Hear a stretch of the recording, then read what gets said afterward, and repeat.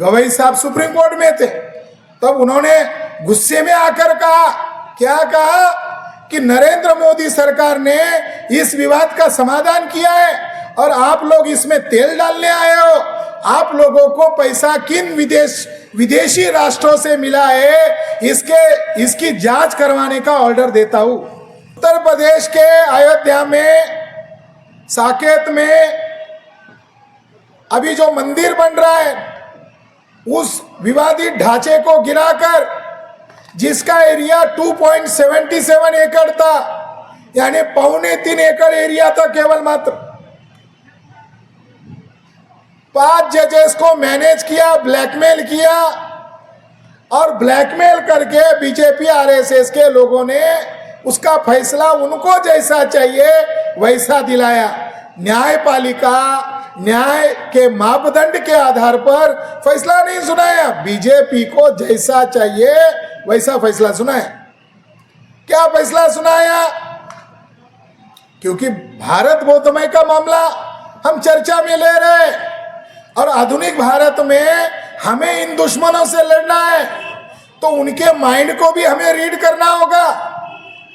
शासन सत्ता पर कैप्चरिंग करने के बाद न्यायपालिका को खरीदा गया, जजेस को ब्लैकमेल करके खरीदा गया और बदले में सर न्यायाधीश को राज्यसभा का सीट दिया गया।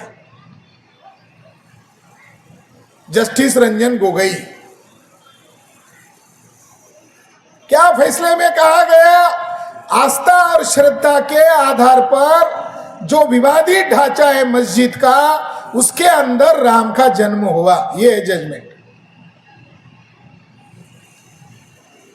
आस्था और श्रद्धा के आधार पर 1250 पेजेस का जजमेंट है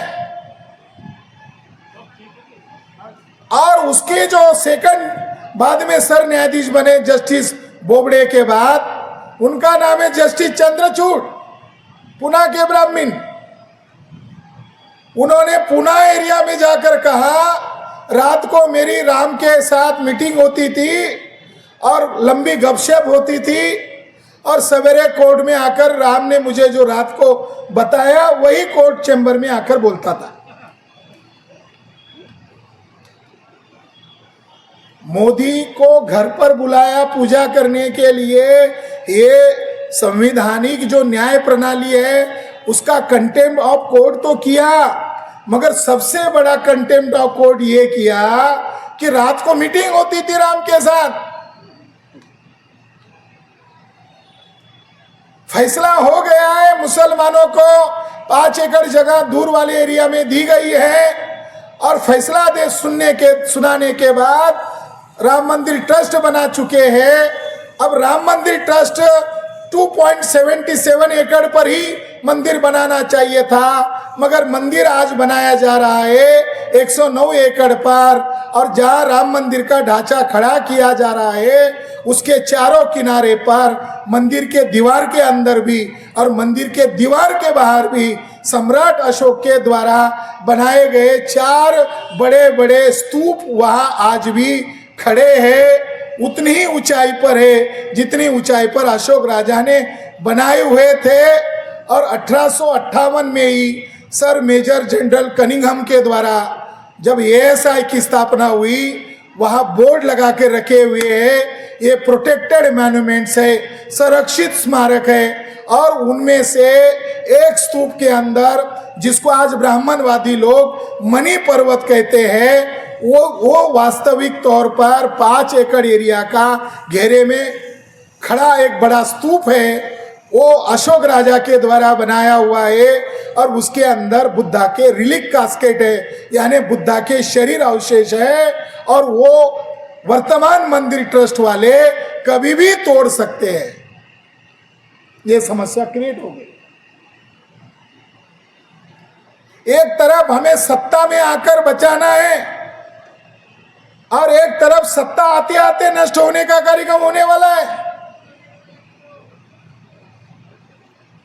तो 4 स्तूपों को मंदिर ट्रस्ट के अंदर कैसे लिया गया, ये बड़ी चिंता की बात है। और इसको लेकर हम लोग कोर्ट में एक नई याचिका डालने के विचार में है। सारे आर्कोलॉजिकल एविडेंसेस हमारे पास है।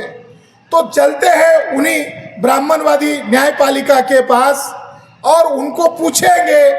हार जीत तो दूसरी बात है, मगर वर्तमान जो अतिक्रमण हो रहा है उसको बचाने का काम करना होगा और लोगों को जगाने का भी काम करना होगा। महाबोधि महाविहार की स्थिति कितनी दयनीय है कि वहां एक संजय मिश्रा नामक पंडित ब्राह्मण जो बीटीएमसी का कर्मचारी है, वो वहां डेली घंटा बजाकर कहता है ये शिव मंदिर है। दुबे नामक एक दूसरा कर्मचारी है बीटीएमसी का, वो बुद्ध की 5 प्रतिमाओं को जो पर्यटक आते हैं उनको कहता है ये जो 5 बुद्ध की प्रतिमाएं हैं आपको भले ही बुद्ध की तरह दिखाई दे रही है, मगर ये नकुल है, भीम है, अर्जुन है, ये 5 पांडव है, कह रहा है, अभी कह रहा है। और बिहार राज्य का जो गवर्नर है मिस्टर आर्लेकर, आरएसएस का वर्कर, जाति से चितपावन ब्राह्मण, वो वहां इंद्रेश कुमार की मौजूदगी में कह रहा है ये बुद्ध विहार नहीं है, ये महाबोधि महाविहार नहीं है, यह शिव मंदिर है।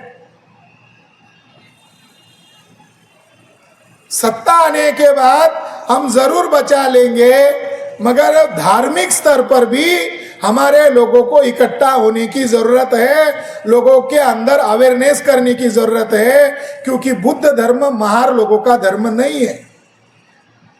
मैं ये जानबूझकर कह रहा हूं, बुद्ध धर्म एक किसी जाति विशेष का धर्म नहीं है, ये बहुजनों का धर्म है। तो महाबोधि महाविहार मुक्ति आंदोलन से नॉर्थ इंडिया में चलो बुद्ध की ओर मूवमेंट शुरू हो गई है, क्योंकि उस मूवमेंट से राष्ट्रीय और अंतर्राष्ट्रीय स्तर पर जनमत खड़ा हो रहा है। आज कुछ अम्बेडकराइट लोग सवेरे मिले तो कहने लगे थे कि गवई खानदान के एक जज बनने वाले सुप्रीम कोर्ट में, तो हमने कहा इससे हमारे समाज को कोई फायदा मिलने वाला है क्या? सर न्यायाधीश होना गर्व की बात है, मगर हमारे समाज को कोई फायदा होने वाला है क्या? लॉकडाउन के पीरियड में वहां पीसा जा रहा था स्तूप को जेसीबी के द्वारा, तो सोशल मीडिया में कुछ मूर्तियां, कुछ प्रतीक दिखाई देने लगे। जलगांव और भुसावल के खानदेश के अम्बेडकरवादी कर्मचारी लोगों ने सुप्रीम कोर्ट में याचिका दायर की और उनकी एक ही डिमांड थी कि वो उस जगह का नए सिरे से उत्खनन किया जाए, उसको जेसीबी लगाकर तोड़ा नहीं जाए। आपको मंदिर बनाना है बनाओ, मगर उसके नीचे जो पुरातात्विक अवशेष है वो बौद्ध अवशेष है, इसलिए उसका उत्खनन किया जाए और उनको प्रोटेक्ट किया जाए। गवई साहब सुप्रीम कोर्ट में थे, तब उन्होंने गुस्से में आकर कहा, क्या कहा कि नरेंद्र मोदी सरकार ने इस विवाद का समाधान किया है और आप लोग इसमें तेल डालने आए हो। आप लोगों को पैसा किन विदेशी राष्ट्रों से मिला है, इसकी जांच करवाने का ऑर्डर देता हूं।